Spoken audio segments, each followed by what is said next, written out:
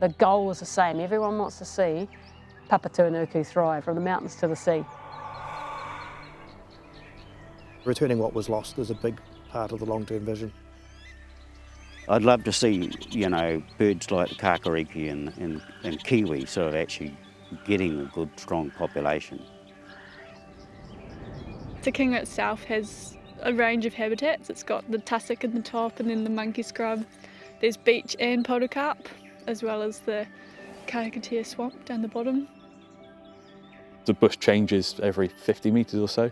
So you're walking through, there'll be areas where it's quite quiet, where there's no feed, but then you'll come somewhere where there's a lot of feed, and there's bellbird, tui, fantail, we've got robin as well. The last time we got dropped off on the tops, we saw fernbirds, and we weren't expecting to see them at that height.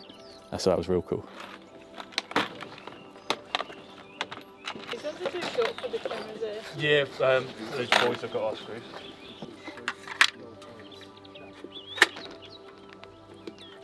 We've got this great big audacious goal in New Zealand of being predator free by 2050, and there's multiple projects up and down the country, and it's a legacy goal for New Zealand. It's these species that we're looking to protect are unique to New Zealand. You don't find them anywhere else in the world. We were the land without teeth. We had this vision about Te Kinga being a landlocked piece of New Zealand, and it's got the lake on one side, farmland around it, so it's an island hill actually. And we thought, why don't we try and push to get possums eradicated from there to get rid of TB? What the Predator Free Te Kinga project is doing, their possum reduction on the side is also helping us get to TB freedom. In a few years' time, we'll probably be able to call this area TB free.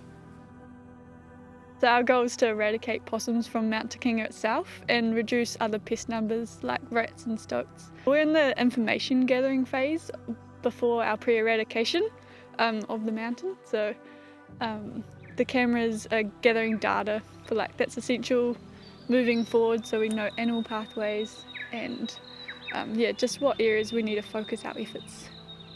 The control work's been going on for around 20 years, so it's brought the numbers right down. So if that's going to be a challenge in itself, it's going to be the last few. In the late 1800s, there was a survey done on Te Kinga, and it was listing the native flora and fauna, and it included kaka, kakariki, kiwi, mohua. I'd really like to see the orange-fronted kakariki. A botanical survey that was undertaken 2017 to 18 showed that it's largely intact from what was there in the late 1800s. So it's enhancing the ecosystems for the species that are there now and for whatever species find their way there or are translocated in the future. And the excitement is what that future looks like. What is Te Kinga going to be in 5 to 10 years? So for us, it's looking at how we can improve the population on there and make Te Kinga a home for great spot kiwi, put them back where they belong and get what species were there originally. The biggest thing is getting it to the point where the predators are well under control so that it can be used as a creche. We can introduce kiwi into it. They've got a chance, and I think that's going to be really big. Just being able to put birds back onto this hill, and they're gonna have a better life, and breed, hopefully. I love the way the communities got involved. The landowners that we're dealing with are amazing. The big vision is it's a Mountains to the Sea project, and we're in probably phase 1 of that.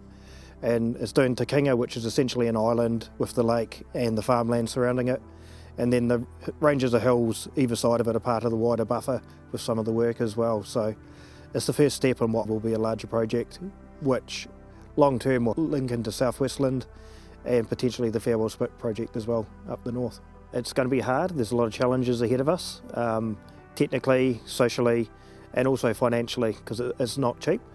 But in the long run, it'll be good for New Zealand because we can't continue business as usual with a lot of suppression because a lot of species will still go extinct. So a major part of this is keeping our species going.